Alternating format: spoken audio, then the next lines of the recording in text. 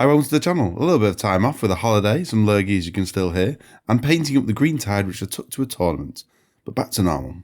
There's loads of long videos available about the Sisters of Battle 10th edition Codex. I've watched most of them so I can bring you everything you need to know in under 5 minutes. Some things of note. Miracle dice is the same as it always was, generated in the same way, and substitute for the same types of rolls. There are 4 detachments, 1 similar to the Index and 3 new. 3 also support any Sisters units, so not really specific. They're all great though. The Codex is brilliant, GW have really done a good job. The Canoness now lets you use a battle tactic for free each turn, and there's lots of good options in this Codex. The Triumph from St. Catherine is even better if that's possible. She can gain a miracle dice each turn, use 2 miracle dice on a unit each phase, and then loads of other buffs. The new Jump Pack Canoness is great, doesn't seem a massive shock. Thurgot and Dolan, the funny characters, can now lead Retributors and give them Dev Wombs. Dev Womb Multimilters is scary. You can also gain miracle dice when their unit kills things, and it doesn't end there. They can join a Sisters squad with another character, including the Dialogus, so turning any miracle dice to a 6, and then getting those Dev Wombs. The Magifier now gives both 2+ save and 4+ invuln, and while the Index-like detachment is still one of the strongest, the likely best detachment at this early stage is Bringers of the Flame. Advance and shoot strength 10 multi-melters among other things it can do. But to be honest, they all look great. Starting with the first detachment, Hallowed Martyrs. This is the one similar to the Index detachment. Units get +1 to hit for being below starting strength, and +1 to wound below half strength. The enhancements are basically the same as the Index, with one big positive change for the best one. Chaplain of Sacrifice. Reroll a miracle dice each turn, and this can go up to 3 per turn. There's lots of good strats: Divine Intervention for 1 CP, stand a character back up and with more wounds than the previous version of this strat. Great for the Triumph from St. Catherine. Sanctified Immolation, auto-explode a vehicle. This actually seems great to wound your own units and get that +1 to hit. Then a great 2 CP Fight on Death, and when the models do fight, they get +1 to hit and wound for the detachment buff. The Penitant Host.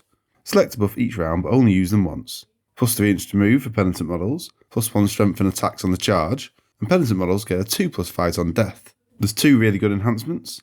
Psalm of the Righteous Judgment. When a Penitent unit destroys an enemy unit, swap out a miracle dice for a 6. And interestingly, the priest can join lots of units and can give them the Penitent keyword. Refrain of Enduring Faith. 5+ invuln for the unit. How about dropping this on Arc of Flagellants? Again, lots of good strats. Passion of the Penitent for 1 CP. Critical 5s in melee.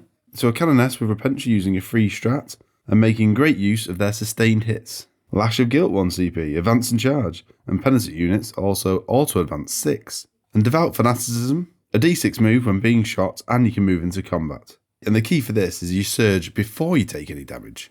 Bringers of the Flame, gain Assault, and when within 12 inch, gain +1 strength. The best enhancement is Fire and Fury, +1 attacks for torrent weapons, or sustained hits 1 for anything else ranged. There's lots of shooting options that I love in this. Loads of good strats. Shield of Evasion for 1 CP, that's an Armour of Contempt, -1 to the AP, and it's a battle tactic. Carry forth the Faithful. Advance to transport, and then still disembark. And the transport has Assault of course as well, so still shooting. Blazing Eye for 1 CP. A transport that gets shot, the unit inside can then get out and shoot back. This is really good, and also a battle tactic. And the last detachment, Army of Faith. You can perform up to 2 acts of faith per turn per unit.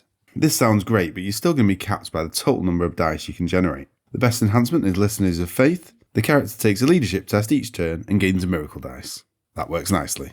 For the best strats, you got Light of the Emperor for 1 CP. In any command phase, make a unit ignore all modifiers to profiles or weapons. So ignore Death Guard and Catan rules. And it's a battle tactic. But it gets better, targets a jump pack unit, and instead every unit within 3 of them gets that rule. Faith and Fury for 1 CP, +1 to wound on the charge. And if you destroy models, you gain a miracle dice.